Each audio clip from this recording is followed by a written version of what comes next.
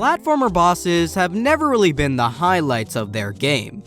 After all that high-flying acrobatics from platform to platform, stomping on everything with relative ease, you now have to stay in a small-sized arena where combat is the focus.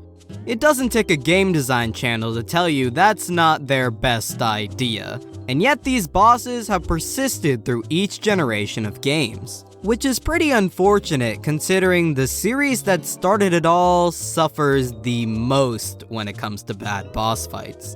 In some Mario titles, bosses can go from inoffensive to an actual waste of time.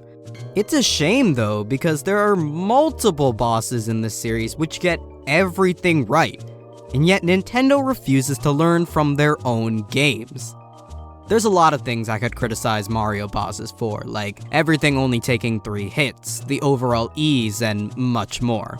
But I've narrowed down the problem with Mario boss fights to 2 main reasons: disconnect and waiting. Let's focus on the disconnect first. Mario levels are based on a one gimmick at a time system. A stage will introduce something, evolve that concept over the course of a level, and then immediately move on to something new for the next one. It's Nintendo's golden philosophy that goes into creating almost every 2D and sometimes 3D Mario game. So my question is, why in this castle, called Larry's Torpedo Castle, whose main gimmick is torpedoes, who only appear in 2 stages in the entire game, feature a boss without anything to do with torpedoes?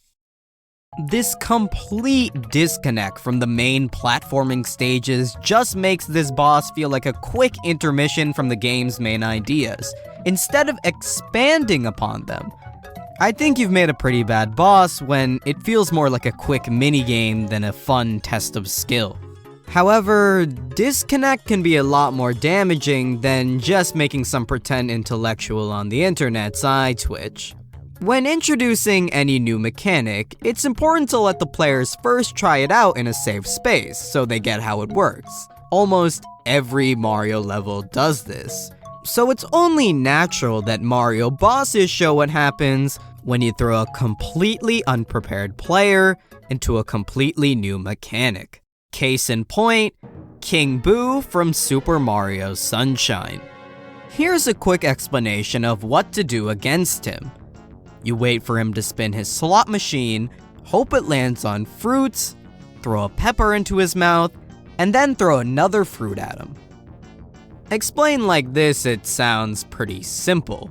But how are you supposed to figure that out mid-fight? The stage beforehand doesn't give any hints. It's just a casino where you spray water into the machine to win. So the motif is the same, but the king already spins the wheel for you.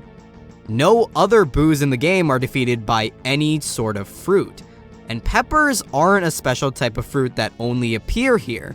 Not to mention, these spinning tiles on the floor seem to be the only way to defeat him, which makes it all the more surprising when pounding all 3 purple tiles does absolutely nothing to him. The only hint you get is Flood assuming King Boo doesn't like spicy things because he's white. This disconnect makes it hard for Nintendo to come up with any form of complicated boss fight, as players can be confused and lost. As a result, we either get something insanely confusing like King Boo when they try anyway, or most of the time, we get the Koopalings. A boss pattern so simple, it can be figured out in seconds. Disconnect is a prevailing issue that seeps into all parts of a Mario game. But I don't think I have to elaborate as much on our second factor: waiting. Most Mario bosses rely on waiting as the way to prevent them from being beat in seconds. Wait for the weak point to expose, wait for Bowser to make these rocks, wait for King Womp to fall on his face. But the sad truth is, making something take more time doesn't make it more intense or exciting, it just makes it longer. These boss fights are very strict, only being attacked in one way once every cycle with no way to make it faster. As soon as you figure out a strategy, it's only a matter of time.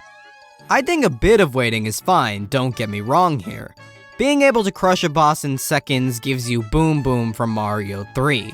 But at least making some way to speed up a boss fight through good play can make these waiting segments a lot less frustrating.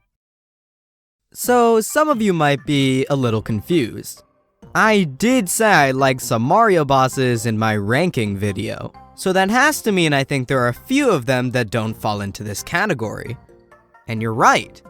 There's only one boss I could find that doesn't have these two problems, and proves Nintendo knows exactly how to make a good boss fight.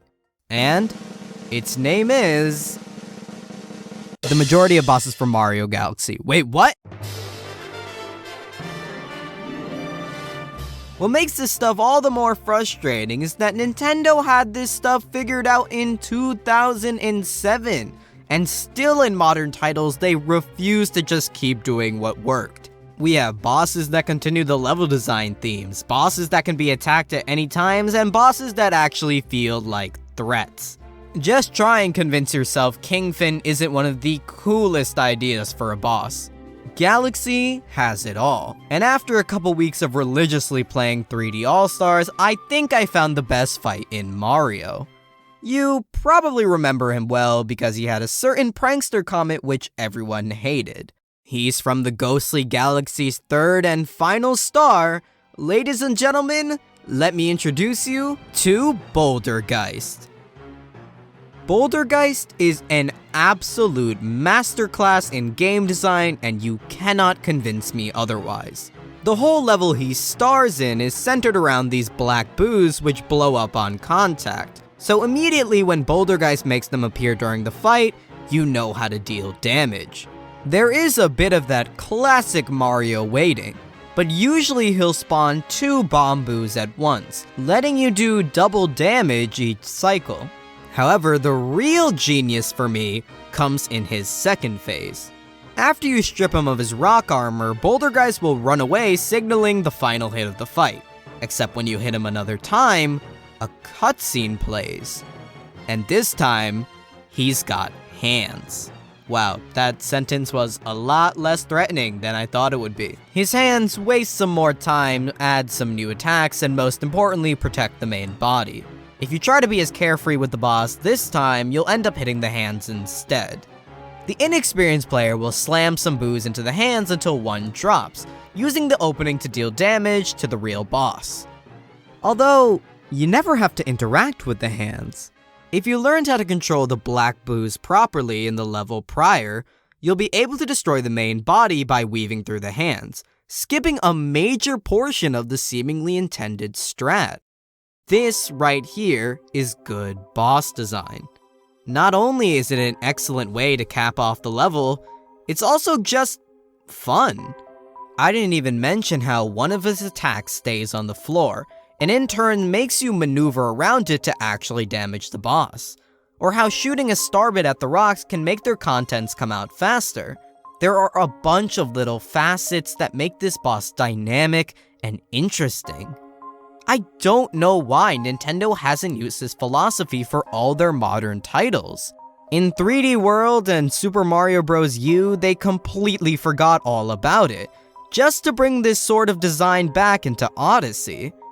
By making bosses an extension of the level's mechanics and making the boss less cycle dependent, we can come out with a lot more threatening and fun fights.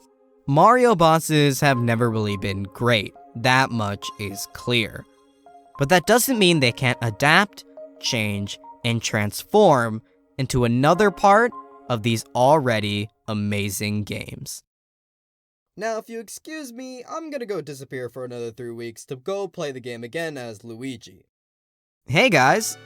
I got a new mic, so hopefully the sound quality is better now. That's right, I'm taking more steps to become a real YouTuber.